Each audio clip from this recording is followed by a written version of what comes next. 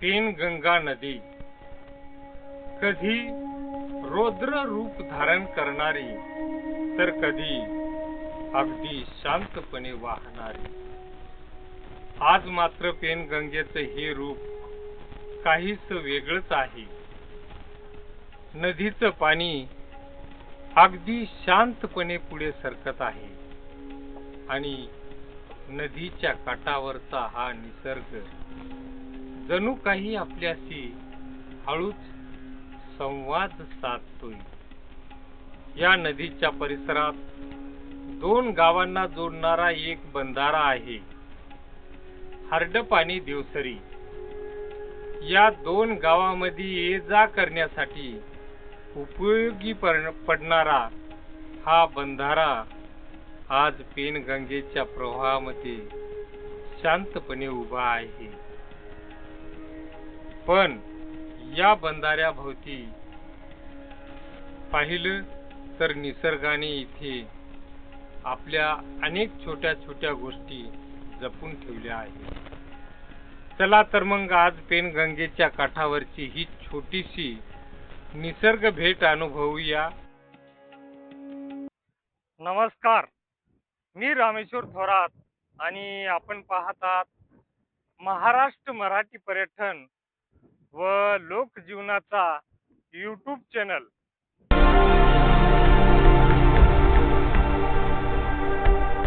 हा समोर दिसणारा बंधारा दोन गावांमधील संपर्काचा एक महत्त्वाचा मार्ग। पावसाळ्यात नदीचा प्रवाह वाढला की या परिसराचं रूपच बदलून जातं।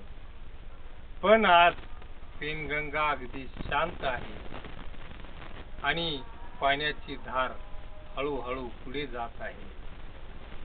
कुठे पाणी दगडावरून वाहत आहे तर कुठे दगडांना स्पर्श करत पुढे निघून जात आहे। आणि या सगळ्यामध्ये ऐकू येतोय तो फक्त पाण्याचा मंद आवाज, शहरातील गोंगाटापासून दूर।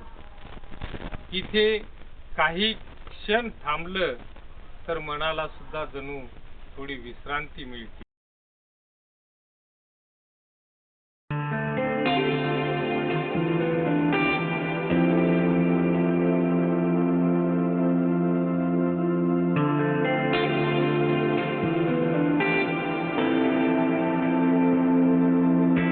आणि पहा, नदीच्या या शांत प्रवाहामध्ये एक बगळा दिसतोय। पाण्यात उभा राहून तो अगदी शांतपणे आपल्या आजूबाजूचा परिसर पाहतोय। निसर्गात प्रत्येक जीवाचं स्वतःच एक जग असतं।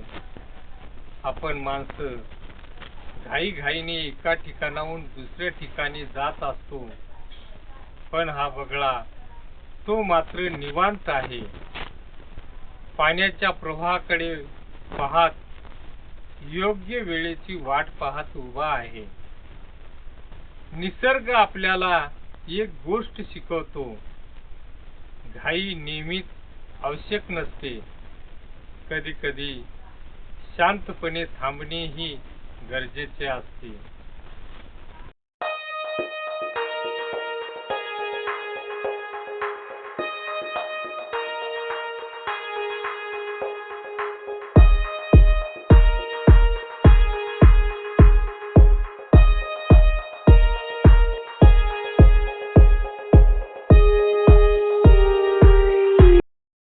आता या बंधाऱ्याच्या धारेमध्ये अडकलेले हे झुडूप पहा।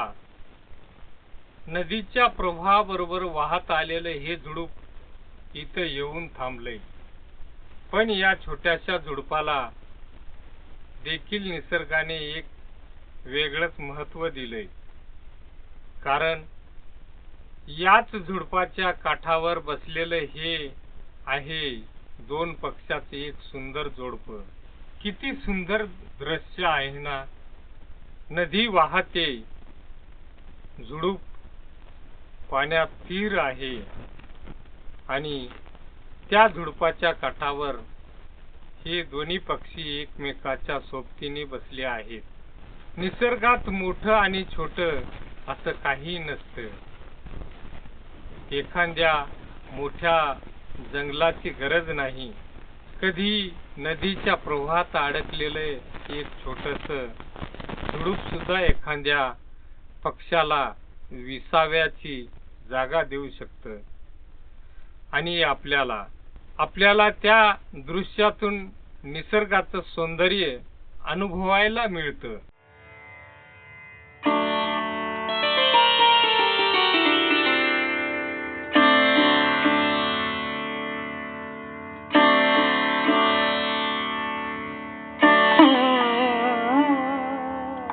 नदीच्या तीरावर थोडं पुढे आलो की वाळूमध्ये दिसतात ही छोटी छोटी शिंपले. काही पाण्याच्या प्रवाहाबरोबर इथे आले असतील. काही काळाच्या ओघात या नदीच्या काठावर जमा झाली असतील. प्रत्येक शिंपल्याची रचना वेगळी, आकार वेगळा आणि त्यावर निसर्गाने उमटलेली रेषा ही वेगळी. दिसायला अगदी साधी वाटणारी ही शिंपले, पण त्यांच्याकडे बारकाईनं पाहिलं तर निसर्गाची कलाकुसर जाणवते. नदी फक्त पाणी घेऊन वाहत नाही, तर ती आपल्या प्रवासात माती, वाळू, दगड, शिंपले आणि असंख्य आठवणीही घेऊन जाते.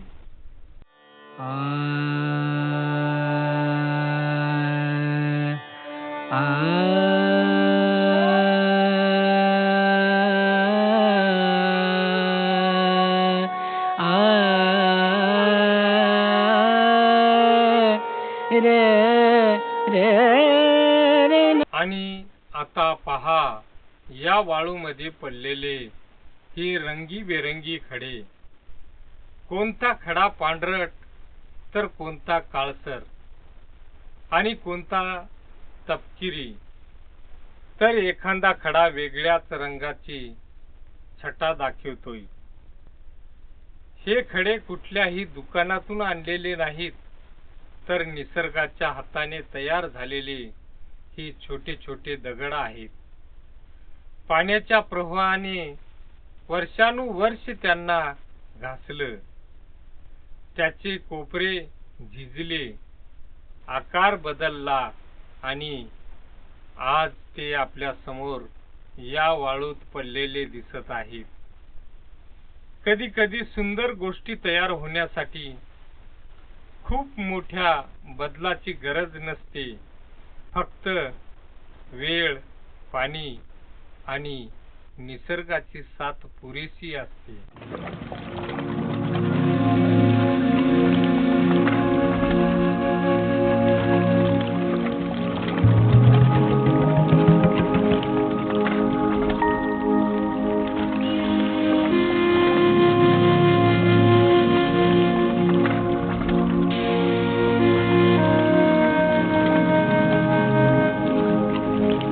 आता या नदीमध्ये असलेले हे मोठे मोठे दगड पहा.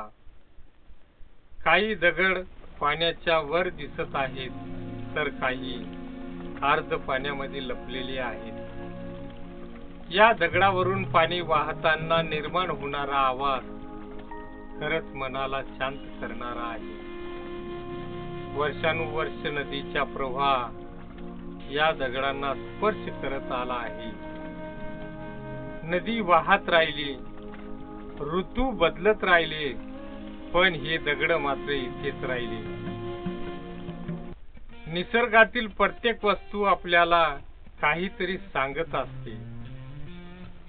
या दगडाकडे पाहिलं की वाटतं, परिस्थिती कितीही बदलली तरी आपल्या जागी ठामपणे उभं राहण्याची ताकद आपल्यात असली पाहिजे.